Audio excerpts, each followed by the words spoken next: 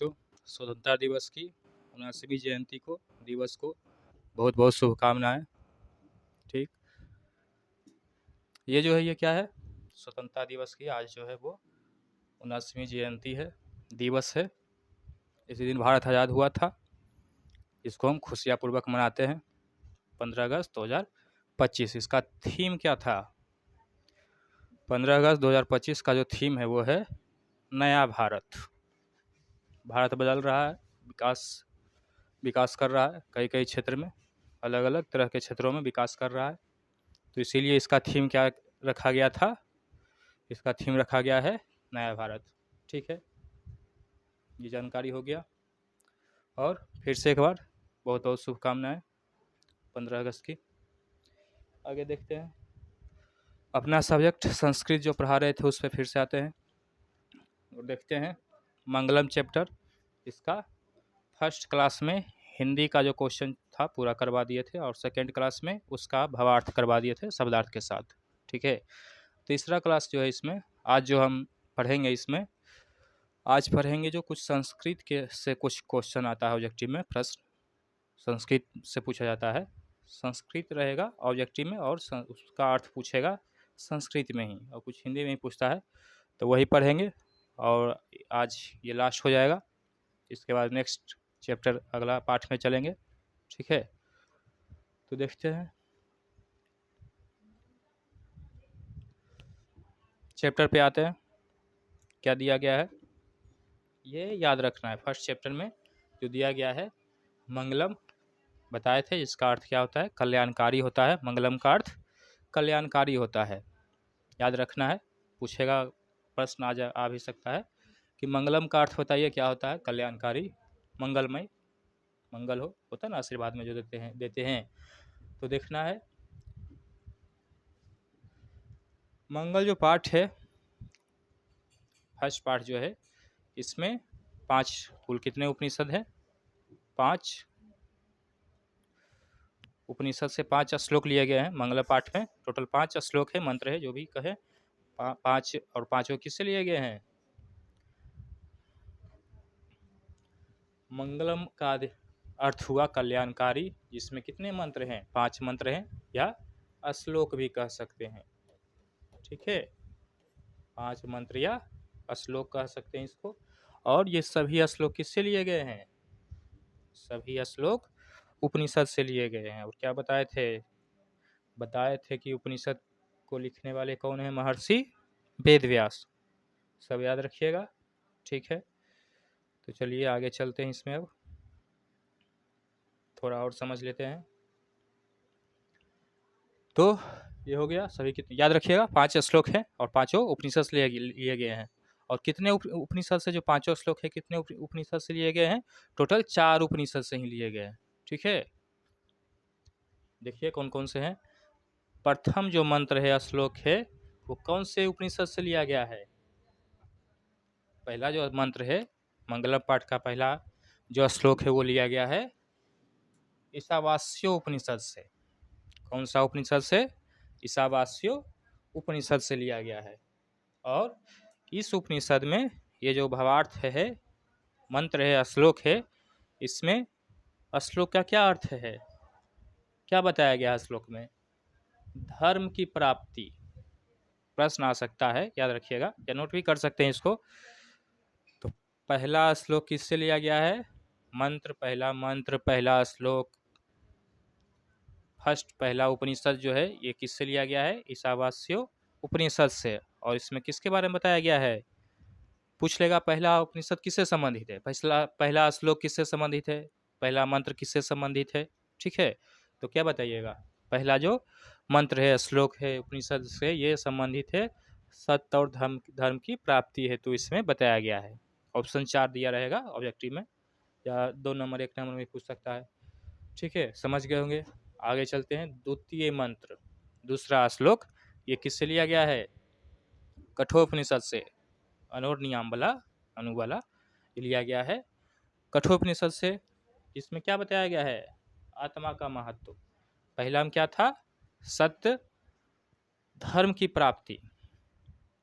पहला जो श्लोक है, पहला जो है उसमें पहला श्लोक में सत्य और धर्म की प्राप्ति के बारे में बताया गया है।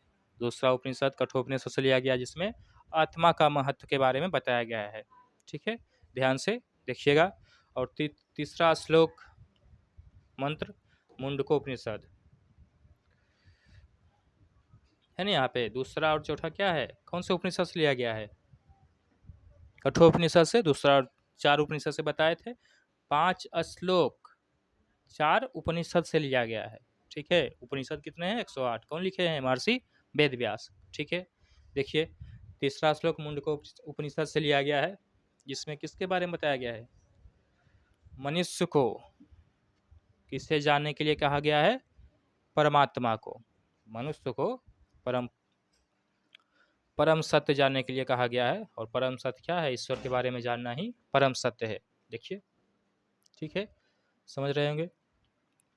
तीसरा श्लोक हो गया मुंडकोपनिषद से, और इसमें मनुष्य को परम सत्य को जानने के लिए कहा गया है, जिससे क्या होगा? मोक्ष की प्राप्ति होगी, मुक्ति मिलेगी। किसे? आत्मा को। ठीक है, चतुर्थ श्लोक या चतुर्थ मंत्र ये भी लिया गया है, जिसे दूसरा ये भी कठोपनिषद से लिया गया है। और दूसरा और चौथा किससे संबंधित है? आत्मा से। प्रश्न आ सकता है कि दूसरा और चौथा श्लोक कौन से उपनिषद से है? कठोपनिषद से। और किससे संबंधित है? तो क्या लिखिएगा, क्या आंसर दीजिएगा? आत्मा से संबंधित है। ठीक है, और दूसरा में जो था वो आत्मा का महत्व, पहले जो बताया गया है वो आत्मा का महत्व के बारे में बताया गया है। और चौथा में आत्मा और जीव के अंतर का भी वर्णन करता है, विशेषता बताता है, आत्मा और जीव के बारे में बताता है। ठीक है, और लास्ट जो है वो पांचवा जो है वो पांचवा उपनिषद जो श्लोक है, मंत्र है वो वेदात्मानम वाला। ठीक है, वो किससे लिया गया है? श्वेताश्वर उपनिषद से। किससे लिया गया है? श्वेताश्वर उपनिषद से, जिसमें वेदात्मानम वाला वेदात्मा पुरुष के महत्व के विषय में कहा गया है। क्या कहा गया है? वेदात्मा पुरुष के महत्व के बारे में। ठीक है, समझ गए होंगे। एक बार फिर से समझा देते हैं। मंगल का अर्थ क्या हुआ? कल्याणकारी। इसमें कितने मंत्र हैं, श्लोक हैं? कितने मंत्र या श्लोक हैं? सही से लिख देते हैं। मंगलम पाठ में कितने श्लोक या मंत्र हैं? 5। और सभी मंत्र कहाँ से लिए गए हैं? उपनिषद से। ठीक है, और उपनिषद को लिखने वाले वेदव्यास। प्रथम उपनिषद, प्रथम जो मंत्र है, श्लोक है, वो कौन से उपनिषद से लिया गया है? ईशावास्य उपनिषद से लिया गया है, जिसमें किसके बारे में बताया गया है? धर्म, सत्य धर्म की प्राप्ति के बारे में बताया गया है। फिर दूसरा क्या है? दूसरा श्लोक मंत्र कठोपनिषद से लिया गया है। ठीक है, इसमें आत्मा का महत्व के बारे में बताया गया है दूसरा में। चलिए तीसरा पे आते हैं। तीसरा श्लोक मुंडको उपनिषद से। ठीक है, तीसरा जो श्लोक है वो मुंडको उपनिषद से लिया गया है, जिसमें क्या बताया गया है? मनुष्य को सत्य जानने के लिए कहा गया है। सत्य के मार्ग पे चलना, जो सेकंड क्लास में जो बताए थे, उसमें सत्य के मार्ग पर चलना, मोक्ष की प्राप्ति करना, मुक्त करना अपने आप को इस मोह माया रूपी संसार से। और चतुर्थ याद रखिएगा, दूसरा और चौथा किससे है?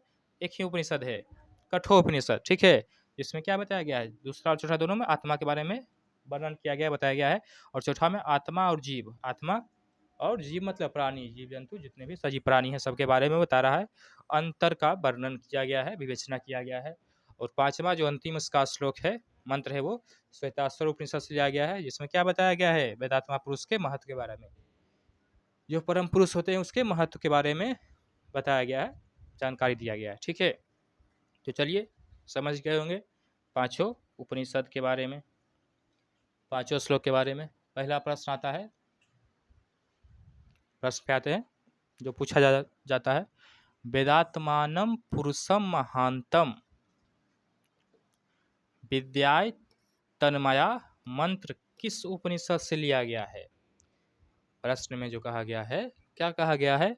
वेदात्मानम पुरुषम महांतम, वेदात्मानम पुरुषम महांतम, ये किस श्लोक से, कौन से श्लोक है ये भी पूछ लेगा, या कौन से उपनिषद से लिया गया है ये पूछ लेगा। तो क्या बताइएगा? ये 5वां है। क्या है? 5वां श्लोक है। ज्यादा ये जो है ये प्रश्न मंगलम पाठ का ये 5वां श्लोक है। और कौन से उपनिषद से लिया गया है? श्वेताश्वर उपनिषद से। ठीक है, याद रखिएगा, ये 5वां उपनिषद है, ये यहाँ आएगा।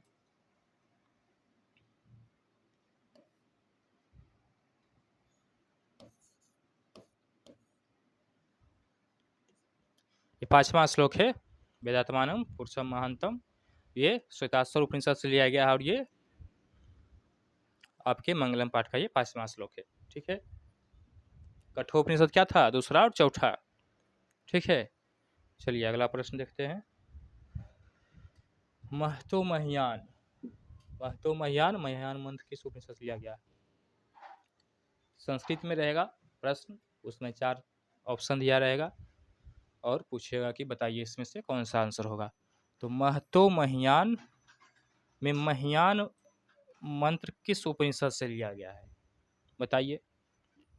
महतो महियान में महियान जो मंत्र है ये किस उपनिषद से लिया गया है? मुंडको उपनिषद से, कठोपनिषद से, श्वेताश्वर उपनिषद से, ईशावास्यो। ईशावास्यो क्या है? पहला है, अभी बताए हैं, अभी क्या बताए थे? ईशावास्यो क्या है? पहला है। दूसरा और चौथा क्या है? कठोपनिषद से। तीसरा क्या है? मुंडको। और 5वां क्या है? श्वेताश्वर। याद रखिएगा, पहला ईशावास्यो, पहला श्लोक ईशावास्यो से, दूसरा और चौथा कठोपनिषद से, और 5वां श्वेताश्वर से। ठीक है, याद रहेगा। आइए प्रश्न पे आते हैं, पीछे वाला। महतो महियान, महियान शब्द किस उपनिषद से लिया गया है? क्या होगा? मुंडको, कठोपनिषद, श्वेताश्वर या ईशावास्यो। तो पहला हो गया ये कठोपनिषद, दूसरा चौथा है मुंडको, तीसरा है और श्वेताश्वर 5वां है। ये ना था। तो महतो लिया गया है मुंडको उपनिषद से। महतो महियान में महियान मंत्र जो है वो किससे लिया गया है? मुंडको उपनिषद से। और ये कौन सा श्लोक है? दूसरा। कौन सा है? दूसरा। क्या आता है किसमें? दूसरा, अनोरनियाम महतो महियान, ये होगा। देखिएगा श्लोक में। चलिए अगला प्रश्न में, महत, महान से भी महान क्या है? महत मतलब महान, श्रेष्ठ हो गया। तो महत में किसे महान कहा गया, किसे श्रेष्ठ बताया गया है? क्या आत्मा को श्रेष्ठ बताया गया है? परमात्मा को? संसार को? किसे बताया गया है? दूसरा श्लोक किससे? मुंडकोपनिषद से। किसे बताया गया है? आत्मा को। किसे बताया गया है? आत्मा को महान बताया गया है। ठीक है, इसी तरह से प्रश्न आता है, अच्छे से समझ जाइएगा तो वहाँ पे एग्जाम में आंसर दे दीजिएगा, जो भी ऑप्शन रहेगा उसमें अच्छे से कर लीजिएगा। ठीक है, सिर्फ देखिए और समझ के ध्यान से देखिए। सत्यमेव जयते इंपॉर्टेंट है।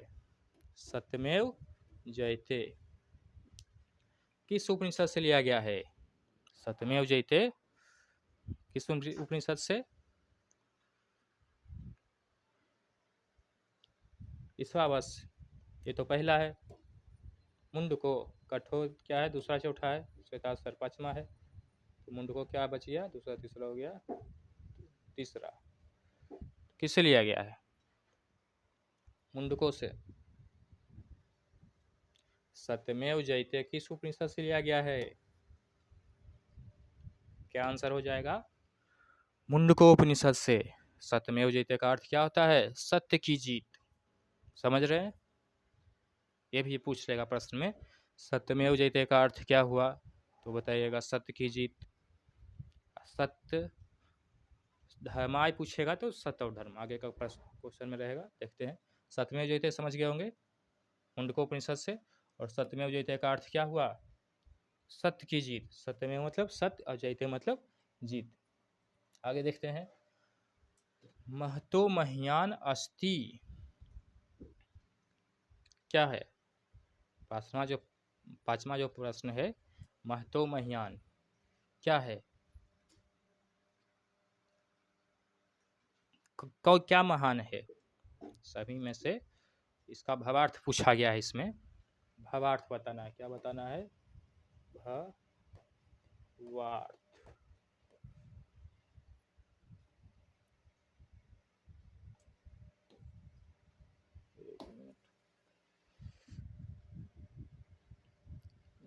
ज्यादा बड़ा है। महतो महियान का भावार्थ पूछा गया है। 4 ऑप्शन है, आकाश, ऋषय हो जाएगा, सत्य या आत्मा। महतो महियान किसे कहा गया है? ऑप्शन बता चुके हैं, सत्य को, आकाश को नहीं। क्या महान है? सत्य ही न महान है, जिस पे चल के क्या होगा? ये नश्वर रूपी शरीर को मोक्ष की, मुक्ति की प्राप्ति होगी, जिससे हम परमात्मा में मिल जाएंगे। ठीक है। सत्य को किसे बताया गया है? सत्य को। और महान आत्मा को बताया गया है। और महतो महियान का अर्थ हुआ, किसे कहा गया है? सत्य। सत्य पे चल के हम क्या होंगे? महान होंगे। सत्य के रास्ते पे चल के भावार्थ पूछा गया था कि क्या अर्थ कहता है, तो सत्य के राह पे चल के ही हम महान होंगे। ठीक है। और महियान का अर्थ क्या होगा? आत्मा। चलिए आगे देखते हैं। अनु अनियान कौन है? अनु छोटा से छोटा, अनु अनियान कौन है इसमें से? आत्मा, परमात्मा, सत्य या ब्रह्म?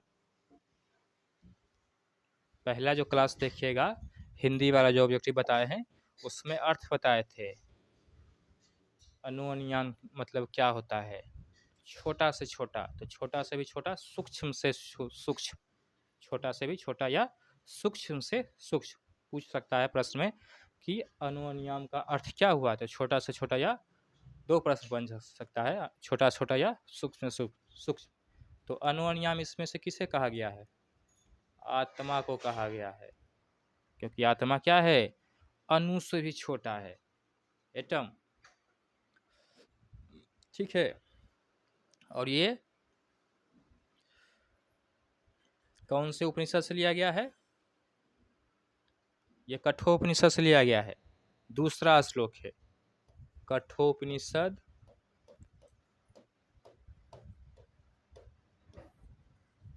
दूसरा श्लोक या मंत्र भी कह सकते हैं। अनु अनियान का अर्थ हुआ छोटा से छोटा, सूक्ष्म से सूक्ष्म। छोटा तो किसे कहा गया है? ये भी भावार्थी पूछ रहा था, तो आत्मा को बताया गया, क्योंकि आत्मा क्या है? अणु से भी छोटा है, सूक्ष्म है। और ये कठोपनिषद से लिया गया है, दूसरा मंत्र है या श्लोक है। ठीक है। चलिए आगे चलते हैं नेक्स्ट क्वेश्चन पे। पृथ्वी आदि से महत्तर कौन है? पृथ्वी आदि से महत्तर कौन है? पृथ्वी से भी महान क्या है? अनु, सत्य, ऋषय है या आत्मा? तो क्या हो जाएगा? अनु। पृथ्वी आदि से महत्तर, श्रेष्ठ क्या है? मतलब छोटा है, अनु है।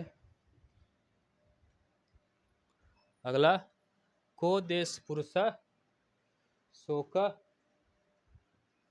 को देश पुरुष शोक हित रूपम भवति। यहाँ पुरुष का ये भी भावार्थ पूछ रहा है। ये प्रश्न में क्या कहा गया है? को देश पुरुष शोक हित रूपम भवति। यहाँ पुरुष का तात्पर्य किससे है? भावार्थ कह रहा है कि इसमें पुरुष का तात्पर्य किससे है? ऋषभ से, सत्य से, ईश्वर से कि आत्मा से? किससे होगा? पुरुषम का तात्पर्य इसमें है ऋषभ। ऋषिया लगता है यहाँ पे हो जाएगा, ऋषिया। क्या हो जाएगा? ऋषिया। ऋषिया मतलब यहाँ पे ऋषि मुनि नहीं, यहाँ पे कहा गया है श्रेष्ठ, जो सत्य पे चलते हैं, मोक्ष की प्राप्ति करते हैं, महान लोग को बताया गया। श्रेष्ठ महान लोग को यहाँ पे ऋषिया कहा गया है। तो को देशे पुरुष शोक हित रूपम भवती, तो यहाँ पे पुरुष का तात्पर्य क्या हो जाएगा, ऋषभ। क्या हो जाएगा, ऋषभ हो जाएगा।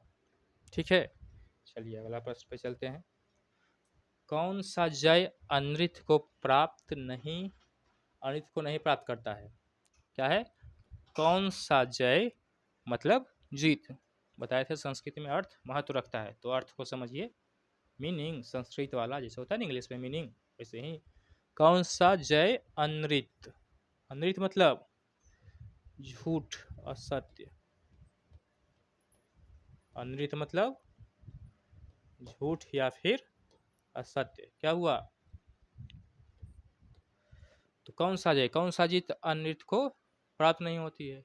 अर्थ बता दिया, बता सकते हैं, फिर भी ऑप्शन बताते हैं क्या होगा, सत्य की जय, असत्य की जय, या दोनों, या इनमें से कोई नहीं। क्या होगा, तो कौन सा जीत झूठ को प्राप्त नहीं होगा, तो सत्य का जीत प्राप्त नहीं होगा। डायरेक्ट अर्थ समझिएगा, जितना ज़्यादा अर्थ संस्कृत में समझिएगा, मीनिंग शब्दों का अर्थ को समझिएगा, तो जान जैसे कोई जान ही नहीं रहा कि अनृत मतलब क्या हुआ, तो कैसे बनाएगा, वो तो गलती कर देगा। ठीक है, तो देखिए अनृत का अर्थ हो गया असत या फिर झूठ। तो थोड़ा सा और बताते हैं, तो कौन सा जय, कौन सा जीत, तो सत्य की जीत झूठ को कभी प्राप्त नहीं होती है, और सत्य की हमेशा जीत होती है और झूठ की, असत्य की हार होती है। ठीक है, चलिए आते हैं अगला प्रश्न पे। सत्य धर्माय शब्द का अर्थ, इसमें भी जिसे बताए थे संस्कृत में अर्थ को समझना जानना होता है, जरूरी है, तभी सही अर्थ लगा पाइएगा, समझ पाइएगा। सत्य धर्माय में भावार्थ पूछा गया है, क्या होगा, सत्य धर्माय, सत्य धर्मनाम के लिए, सत्य का पालन करने के लिए, इसमें दो शब्द है, सत्य और धर्म। सत्य और धर्म का पालन, क्या बताता है यह हमें, सत्य और धर्म का पालन करने के लिए। सत्य धर्माय का अर्थ हुआ सत्य और धर्म, तो सत्य धर्माय का, सत्य का पालन करना है, धर्म का पालन, धर्म को ही सत्य बताया गया है। ठीक है, 10वां हो गया। चलिए आते हैं अगला प्रश्न में, अनु अनियाम का अर्थ क्या है। बताए थे ना भाई, अनु अनियाम, अनु मतलब क्या हुआ, छोटा से छोटा या सूक्ष्म से सूक्ष्म, तो क्या है अनु अनियाम। कठोपनिषद क्या था, दूसरा श्लोक, तो सूक्ष्म से सूक्ष्म, ये तो आ ही गया, तो ऑप्शन देखने की जरूरत नहीं है। सूक्ष्म से सूक्ष्म, या फिर कह सकते हैं इसको छोटा से लघु, छोटा तो भी कह सकते हैं, छोटा से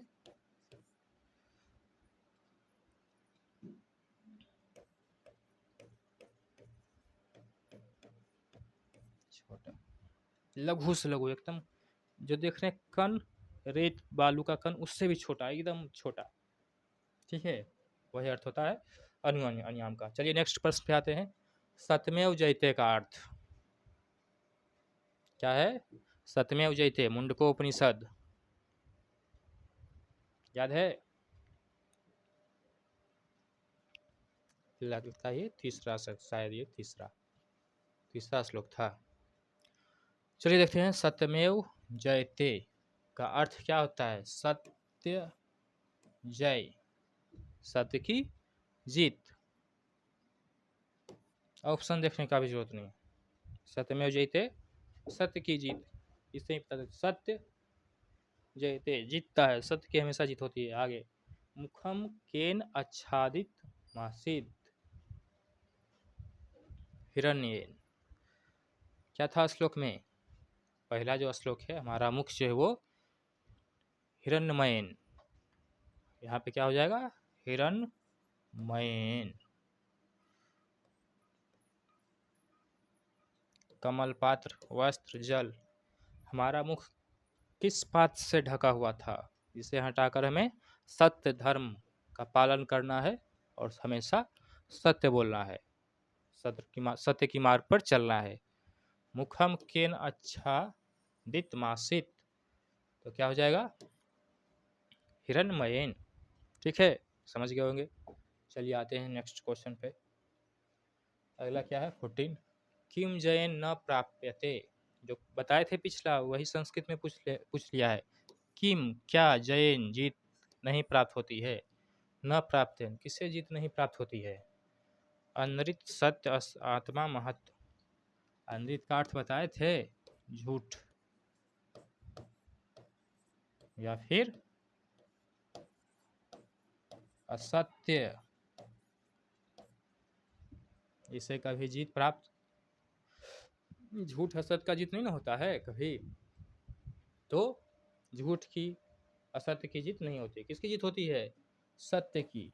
किसकी जीत होती है, सत्य की जीत होती है हमेशा। ठीक है, देख रहे होंगे तो ना याद रखना है, प्रश्न को पढ़ना भी है। ठीक है, सही से, न मतलब नहीं।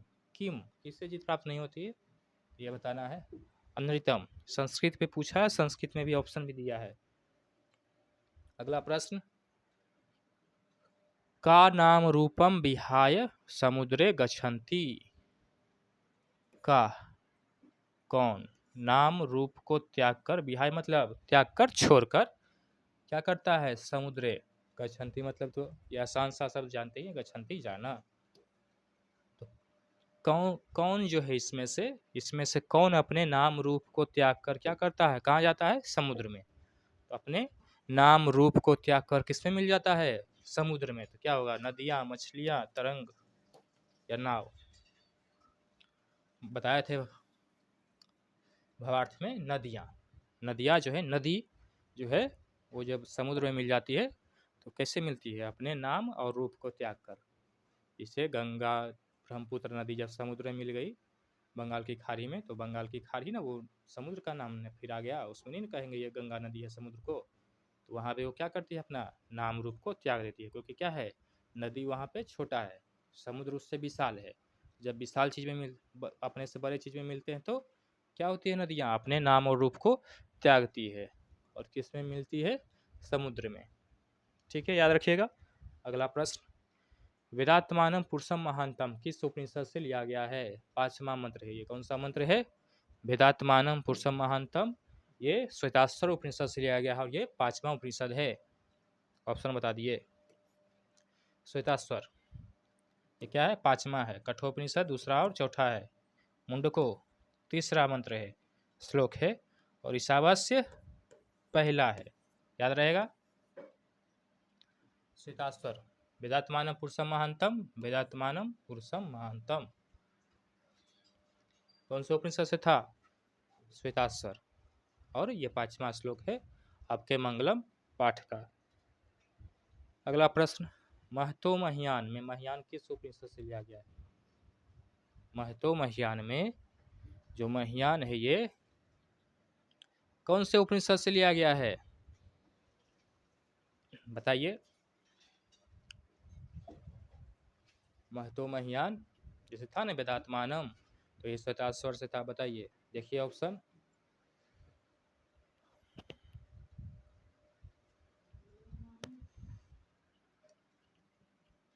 महतो महियान में,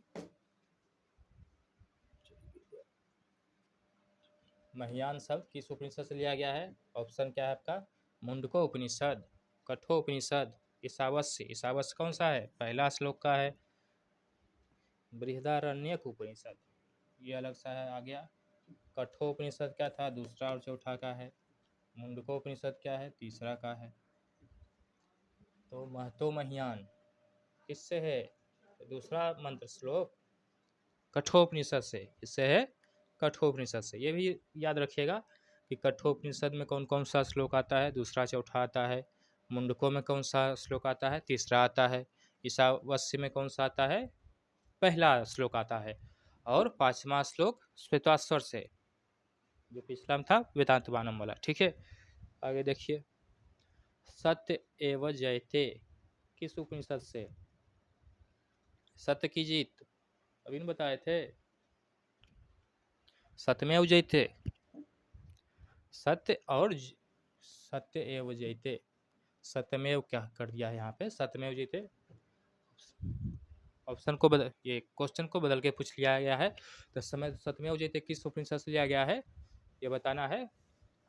मुंडको ईशावास्य कठो श्वेतास्वर, तो बताए थे ना इसमें। इसमें श्लोक याद रखना है। ईशावास्य कौन सा श्लोक का है? पहला का। कठोपनिषद दूसरा या चौथा का। श्वेताश्वतर पांचवा का। सत तीसरा में है। याद रहेगा तो उसमें मंत्र पढ़े रहेंगे, पहले से पढ़े होंगे तो याद रहेगा कि ये सत्यमेव जयते तीसरा से था। ठीक है, ये कौन है? मुंडको उपनिषद से है। संस्कृत में जितना अर्थ को जानिएगा तो अर्थ याद रहेगा, चैप्टर को पढ़े होंगे तो वो खुद से भी आंसर कर सकते हैं, उसके बाद मुश्किल नहीं है। ठीक है, आगे देखते हैं। महतो महियान महतो का अर्थ क्या बताया गया है? फिर बार अर्थ पूछ लिया है। अर्थ किसका अर्थ? महतो का अर्थ। तो महतो का अर्थ क्या है? महान, बड़ा से बड़ा है दिया हुआ, कहाँ है? बड़े से बड़े, छोटा छोटा नहीं होगा। महान से महान परमात्मा को सत्य के मार्ग पे चल के प्राप्त कर सकते हैं, ये अर्थ था महतो महियान में। चलिए आगे देखते हैं। ऋषय शब्द का अर्थ। ऋषभ, ऋषभ ऋषभ नहीं था, ऋषय था यहाँ पे। ऋषभ, टाइपिंग मिस्टेक है। फिर से अर्थ पूछ लिया है। तो ऋषय का अर्थ क्या था? गुरु, तेजस्वी, बलवान या श्रेष्ठ। यहाँ पे अर्थ में जो था, श्लोक के अर्थ में ऋषिया उस लोग को कहे गए हैं जो सत्य के मार्ग पे चलते हैं। तो समान मनुष्य क्या हुए? श्रेष्ठ हुए। क्या हुए? श्रेष्ठ। क्या हुए? ऋषय जो थे हुए समान मनुष्य से क्या हुए? श्रेष्ठ हो गए। ठीक है, आगे चलते हैं, देखते हैं अगला प्रश्न। ये कौन सा है? 20वां है। 21वां प्रश्न पे आते हैं, देखते हैं आगे। फिर से अर्थ पूछ लिया है। पूछा ना भावार्थ। सत्येन पंथा विततो देवयान, सत्येन के पथ पे चलकर किसकी प्राप्त कर सकते हैं? सत्य का पथ नहीं, ये क्या अर्थ है इसका? सत्येन, सत्य का पथ मतलब रास्ता, मार्ग। किसका पथ है, किसका मार्ग है? देवयान, देवताओं का मार्ग है। किसका मार्ग है? देवताओं का। श्लोक बताते हैं तो उसमें ऑप्शन का आंसर ही आ जाता है। चलिए देखते हैं। सत्य का अर्थ, सत्य का जो मार्ग है वो किसका मार्ग है? देवयानम, देवताओं का मार्ग है। अर्थ जानिएगा संस्कृत में, जितना अच्छा से अर्थ जानिएगा उतना अच्छे से संस्कृत का आंसर आप दे पाइएगा। ठीक है, अगला प्रश्न। अर्थ जितना ज़्यादा से ज़्यादा अर्थ समझिएगा, उसको मुश्किल भी नहीं है, थोड़ा सा याद करना पड़ता है, ज़्यादा मुश्किल नहीं है। अर्थ को जितना ज़्यादा से ज़्यादा संस्कृत में जानिएगा उतना अच्छा नंबर आ जाएगा, उतना अच्छा से आप क्वेश्चन को अटेम्प्ट बना पाइएगा। ठीक है, 22 था। पुरुषम महानतम किसको कहा गया है? महान पुरुष किसको कहा गया है, ये आप बताइए। पुरुषम महानतम में क्या हुआ? महान पुरुष। तो पुरुषम महानतम किसको कहा गया है? महान पुरुष, परमात्मा, गुरु, राजा या ऋषि। अपने जो चैप्टर है, ये क्या था? मंगलम। पुरुषम महानतम किसको कहा गया है? तो मंगलम चैप्टर में जो श्लोक का जो अर्थ है उसके अनुसार आंसर देना है। इसमें तो गुरु को भी महान कहते हैं, माता पिता को भी महान कहते हैं, तो वो सब नहीं ना हो जाएगा। ऋषि भी क्या होते हैं? महान होते हैं। क्योंकि भारत में क्या है, हमारा संस्कार ही है कि अपने से बड़े को क्या समझते हैं? महान समझते हैं, श्रेष्ठ समझते हैं, उसको उनको इज्जत करते हैं। लेकिन इसमें आंसर उस तरह से नहीं, जिस तरह से आपके चैप्टर में मंगलम जो चैप्टर है उसमें बताया गया है, उस भावार्थ के अनुसार आंसर देना है। तो पुरुषम महानतम किसको कहा गया है? गुरु, राजा, ऋषि या परमात्मा? आंसर हो जाएगा आपका परमात्मा को महान बताया गया है, और देवता का मार्ग सत्य का मार्ग है। ठीक है, इसी पे चल के हमें मोक्ष की प्राप्ति होगी। अगला प्रश्न पे आते हैं। अगला प्रश्न है आदित्य वर्णम का अर्थ क्या है? फिर से ज़्यादा से ज़्यादा अर्थ पूछा गया है। संस्कृत का प्रश्न में अर्थ, भावार्थ या संस्कृत का प्रश्न रहेगा और संस्कृत में ऑप्शन रहेगा, तो उसमें संस्कृत का अर्थ जानिएगा तभी आंसर कर पाइएगा अच्छे से। तो ठीक है, देखते हैं क्या था। आदित्य वर्णम, आदित्य वर्णम का अर्थ क्या हुआ, इसका अर्थ हम ही बता देते हैं। आदित्य मतलब सूर्य, सूर्य के समान, आदित्य मतलब सूर्य के समान, तो है इसमें दिया गया सूर्य के समान तेजस्वी, स्वर्ण, ऑप्शन देखते हैं, स्वर्ण के समान चमकीला, या अग्नि के समान, या चंद्र के समान। तो इसमें क्या है, सभी को क्या बताया गया है, सभी में ना प्रकाश है, सूर्य में भी है, स्वर्ण में भी चमकता है ना स्वर्ण, सोना, अग्नि में भी अपना प्रकाश है, चंद्र में भी प्रकाश रिफ्लेक्शन से आता है, फिजिक्स में पढ़ना होता है, सूर्य के प्रकाश से चमकता है। जैसे सूर्य का प्रकाश क्या, यहाँ पे धरती हुआ, तो जब यहाँ पे रहता है ना मून, चंद, मून लिख देते हैं, तो यहाँ से सूर्य के प्रकाश से यहाँ पे रिफ्लेक्शन किस पे आता है, पृथ्वी पे। तो ये भी मतलब सभी चारों ऑप्शन में क्या है, प्रकाश, प्रकाशमान है, सूर्य, सोना, अग्नि या चंद्र।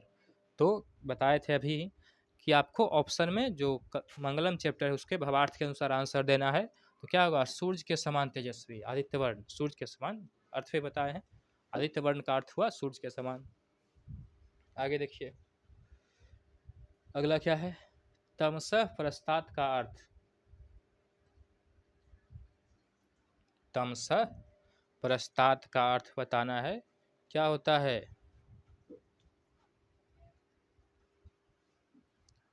तमसः प्रस्तात मतलब अज्ञान से, मतलब ज्ञान, बहुत सत्य के मार्ग पर चलते हैं जिसमें हमें ज्ञान की प्राप्ति होती है, तो ज्ञान से पूरा भरा हुआ, ज्ञान से भरपूर,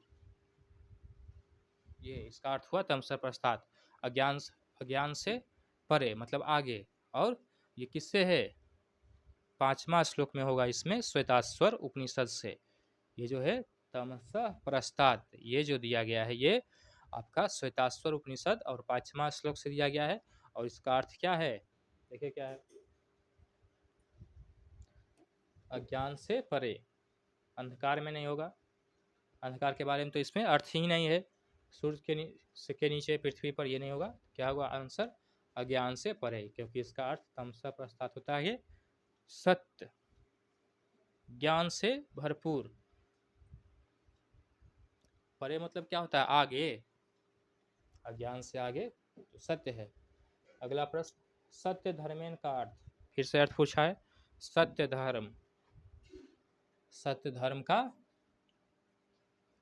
सत्य और धर्म जिसमें रहेगा वो आंसर हो जाएगा, सत्य और धर्म किसमें है, सत्य और धर्म के साथ, क्योंकि इसमें अर्थ प्रश्न में ही है, सत्य धर्मेन। नान्य पंथा विद्यते, इसका भावार्थ क्या है, नान्य पंथा विद्यते में इसका भावार्थ क्या पूछा गया है, अर्थ अधिकतर ज्यादातर अर्थ ही पूछा गया है, तो इसका अर्थ बताना है, क्या होगा, मोक्ष का मार्ग केवल ईश्वर का मार्ग है, सत्य ही सबसे बड़ा धर्म है, केवल धर्म से मोक्ष मिलता है, अज्ञान से मोक्ष मिलता है, ये तो गलत हो जाएगा, केवल धर्म से मोक्ष मिलता है, प्रश्न में धर्म कहा गया है, सत्य बताया गया है, क्या बताया गया है, सत्य।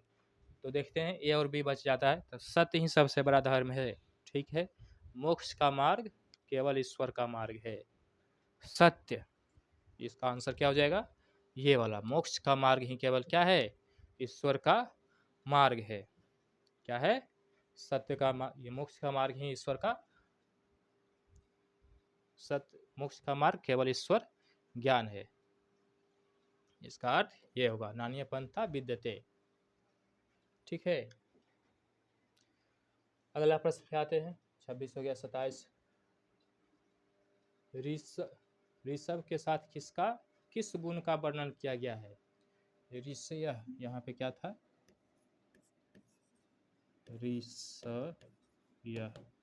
ऋषि है मतलब बताए थे यहाँ पे ऋषि नहीं, यहाँ पे महान श्रेष्ठ को कहा गया है, तो ऋषा के साथ और किस गुण का भावार्थ इसमें बताया गया था चैप्टर में, तो ऋषय के साथ कौन से गुण, महिमा, नाम, तेज, बल या सत, कौन सा गुण होगा, ऋषय के साथ महान, श्रेष्ठ, ये भावार्थ होता है, तो इसी गुण को बताया गया है, कौन से गुण को, महिमानम गुण को, महान गुण को, ठीक है। और महान गुण कौन सा है? सत्य का पालन करना, सत्य के मार्ग पे चलना। महतो महियान का भावार्थ, बार बार कुछ प्रश्न को करवा रहे हैं क्योंकि ये ज़्यादा बार पूछा गया है, जिससे आपका प्रैक्टिस जो है, अभ्यास है, वो ज़्यादा से ज़्यादा हो जाए, तो यही इसलिए करवा रहे थे। महतो महियान का भावार्थ क्या होगा? परमात्मा सबसे महान है, मनुष्य सबसे महान है, या गुरु सबसे महान है, सत्य सबसे महत्वपूर्ण है, क्या होगा? महतो महियान का अर्थ है परमात्मा सबसे महान है। वही नहीं बताया गया था? परमात्मा को क्या करना है? परमात्मा में विलीन होना है। तो महतो महियान में परमात्मा को सबसे महान बताया गया है इस प्रश्न के अनुसार, ठीक है। आगे प्रश्न पे आते हैं।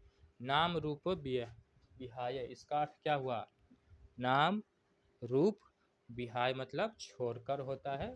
नाम और रूप को छोड़कर, समझ चुके होंगे क्या आंसर होगा? क्या होगा? नाम और रूप को छोड़कर केवल नाम, ऑप्शन में वही है, नाम और रूप को छोड़कर। नाम रूप विहाय, विहाय का अर्थ क्या होता है? छोड़कर या त्याग कर।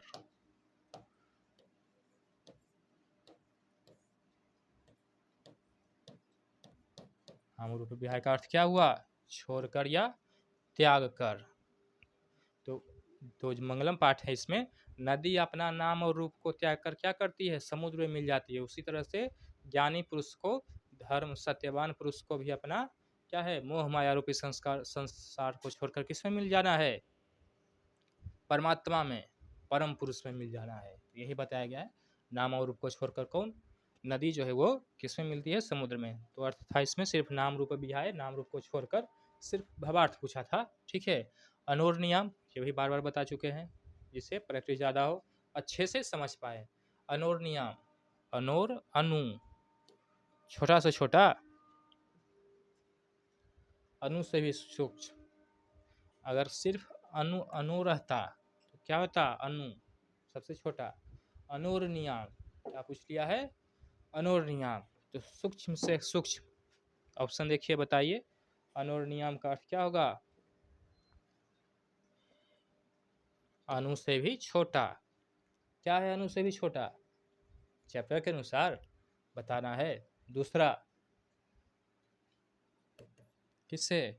कठोपनिषद से आत्मा को बताया गया है। किससे संबंधित है दूसरा और चौथा? दोनों एक ही उपनिषद है, कठोपनिषद। इसमें आत्मा के बारे में बताया गया है।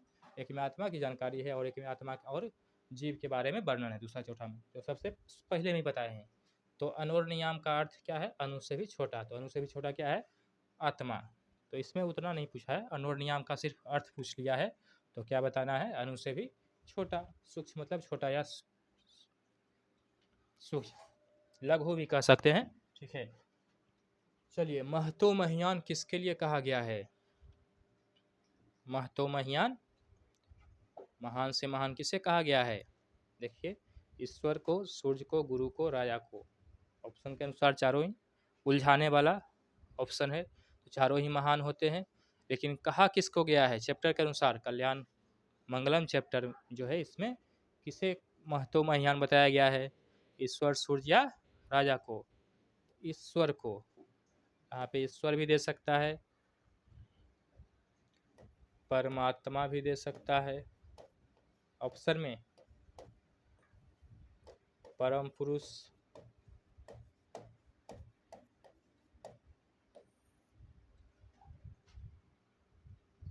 देव, ईश्वर, ठीक है। आगे देखते हैं।